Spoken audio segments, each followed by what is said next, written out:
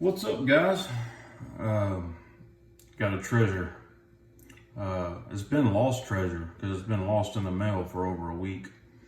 You know that feeling when the day it's supposed to be delivered and the tracking is stopped 2 days before that. You know you're in for a long wait at best. Luckily, they tracked it down and got it to me. Koenig mini Goblin. I had heard that some of the post office facilities had COVID scares, or they had someone with COVID, so they had to close the entire facility, and it was chocked full of packages and mail that had to sit there until they were out of quarantine. I don't know if that's true or not. That's just one of the stories I got. But all's well that ends well. It made it here. It took a little over 2 weeks to get here, I think. Anyway, it was worth the wait. I can tell you that. The only reason I was interested in this knife is because I own the Koenig Arius, which is an amazing knife. This knife will go down the history books as one of the greats. So of course I had to check out its little brother. And I was actually looking for the carbon fiber version. I'm really glad that titanium is what I found. I'm a big fan of carbon fiber over titanium, but this is just so beautiful. I don't think carbon fiber would be nicer than this. And the thing is already so light, I can't imagine it being any lighter with the milled out scales. It just doesn't weigh anything. It feels like air, just like the Arius does. The Warncliffe point on this thing might bother some people because it's, not real robust at the tip. Man, I love that. That is going to be a hugely functional blade. So, I have big gorilla hands. I can get all 4 fingers without squeezing them together. I can get all 4 fingers on this knife. And for a small knife, that's pretty good. So, I've been told I don't have a PM Paramilitary 3 here. But I've been told they're almost the exact same length. But let me put it up against a couple of knives, the Rat 1.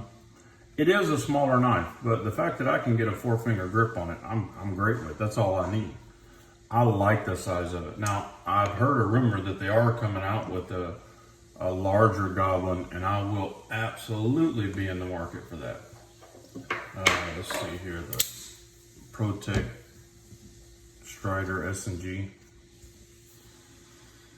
And I'm gonna put up against the Arius. A lot of you have an Arius. I know most of you don't have one, you're probably looking for one. And I can tell you what, I'm in awe of Bill Koenig. That guy is a young guy who has come in this market and just kicked ass. He's put out some amazing knives. I'm a fan. I had heard all the hype about this knife, and the look of it just didn't quite appeal to me. It definitely wasn't an ugly knife, but I'm more of blocky, kind of square knives. But man, as soon as I got it, it became my favorite knife. I mean, one of my favorite knives. It's just a beautiful, amazing, the action. I mean, I'm not reviewing this, so I need to shut up about it, but this one carries all the same characteristics. I love this little titanium beast right here. And that tip right there, you'll be able to do some very, very detailed work with that tip. That is cool. I put a little bit of an edge on it. The person that had it before me used it. It was still semi-sharp, but I went ahead and sharpened it up. Just look at the detail in this thing. This is a beautiful knife. And like I said, when they come out with the larger Goblin, I'm gonna be all over it. Look at that backspacer. The blue hardware just makes this knife. Another thing I like, seems like a lot of higher end builders are going to titanium hardware. I've snapped a titanium screw in a very expensive knife that I had modified a little bit, and I was screwed. I called the manufacturer trying to get another screw, and they wouldn't give me another one. I like stainless hardware. I don't see any benefit you're gonna get out of titanium hardware. It's not near as strong as stainless.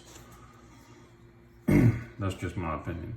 But believe it or not, that blade stock is 160 thousandths. $160,000. It doesn't look it, but it is. The pocket clip's nice. It fits the knife very well.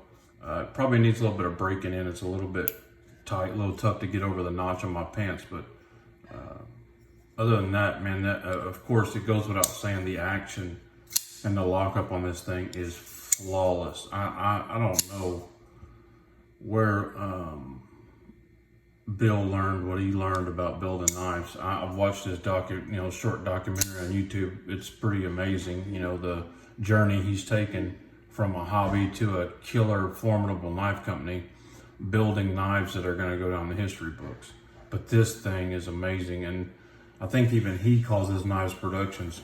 I do not consider this a production knife. At the very least, this is a mid-tech knife. It's built all in-house. The owner of the company sharpens the knives. This falls under a mid-tech for me. This would rival lots of customs. I've held a few customs, not a lot of them, but this one is better than any I've held so far. Are probably as good as some I've held so far. The Direwares are pretty good. Let's check weight.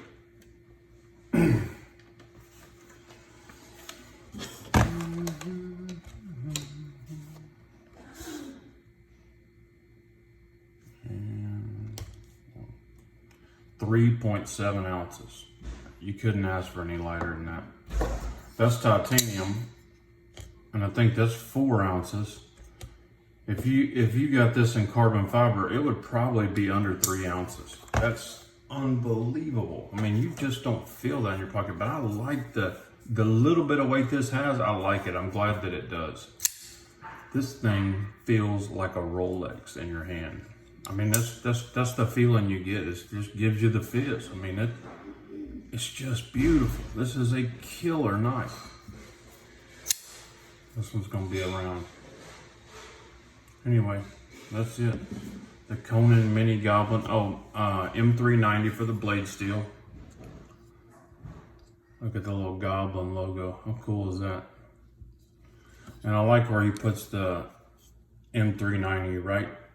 You almost gotta break the blade over to see it subtle. I've heard a few people say they don't like the font. I love that. That is killer.